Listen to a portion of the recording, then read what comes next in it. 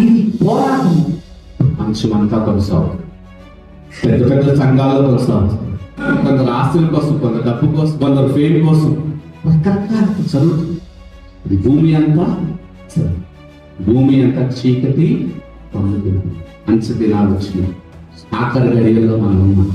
ఇలాంటి సమయంలో ఇంకా చాలా జాగ్రత్తగా బలముగా ప్రభు సన్నిధిలో మనము ఆత్మలో ఎదగాలి అంటే ఉపవాసం నుండి ప్రార్థించాల్సిన అవసరం చాలా.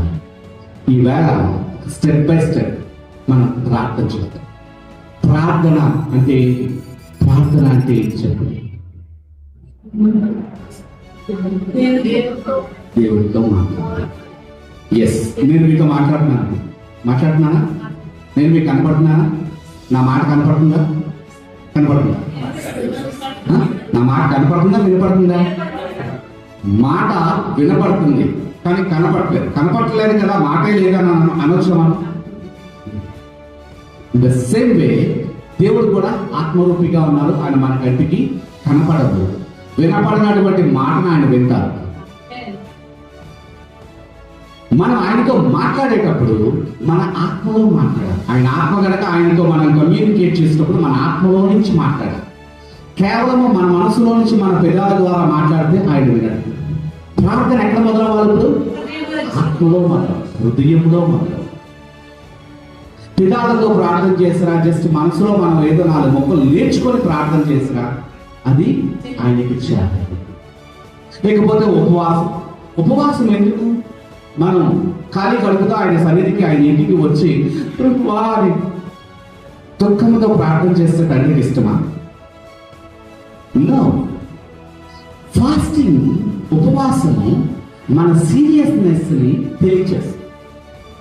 అంటే ప్రార్థన ఏదో కాకతాళీయంగా చేయకూడదు. ఎలా చేయాలి? సీరియస్ గా చేయాలి.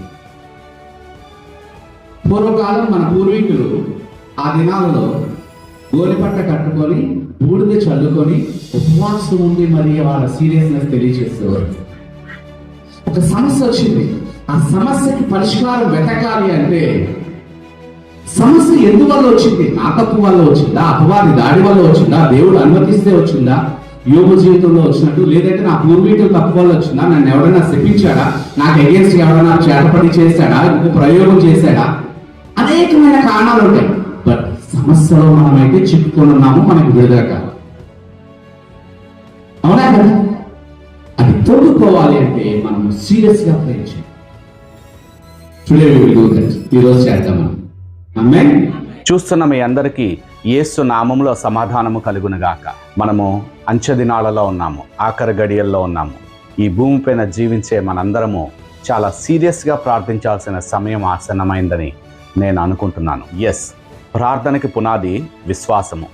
విశ్వాసానికి ఉపవాసం కూడా తోడైతే మనం చేసే ప్రార్థన దేవుని శక్తిని కుమ్మరిస్తుంది.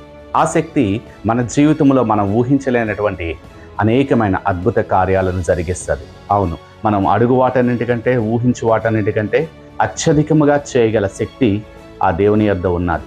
నమ్మకంతో, విశ్వాసంతో నాతో ప్రార్థనలో ఏకీభవించండి. మీ జీవితంలో మీకు ఏది అవసరమో నాకైతే తెలియకపోవచ్చు, కానీ మనల్ని సృష్టించిన సృష్టికర్తకి ఖచ్చితంగా తెలుసు. ప్రార్థన చేసుకుందాం. అనంతమైనటువంటి ఈ విశ్వాన్ని సృజించినటువంటి సృష్టికర్త అయిన మా తండ్రి, జగతి పునాది వేయబడక మునిపే నీ దయా సంకల్పము చొప్పున నీవు ఏర్పాటు చేసుకున్నటువంటి నీ బిడ్డలు ఇదిగో నాతో పాటు ప్రార్థనలో ఏకీభవిస్తుండగా, ప్రభువా, నీ కనికరం చొప్పున, నీ కృప చొప్పున వారి ఆత్మ ప్రాణ శరీరాలలోనూ, వారి జీవితంలోనూ, వారి ఆర్థిక స్థితిగతుల్లోనూ వారు ఊహించలేనటువంటి అనేకమైన అద్భుత కార్యాలు నీ ఆత్మబలంతో జరిగించమని పరిశుద్ధాత్మ స్వాధీనంలో వారిని అప్పగిస్తూ యేసు నామంలో ప్రార్థిస్తున్నాం తండ్రి. ఆమేన్. God bless you all.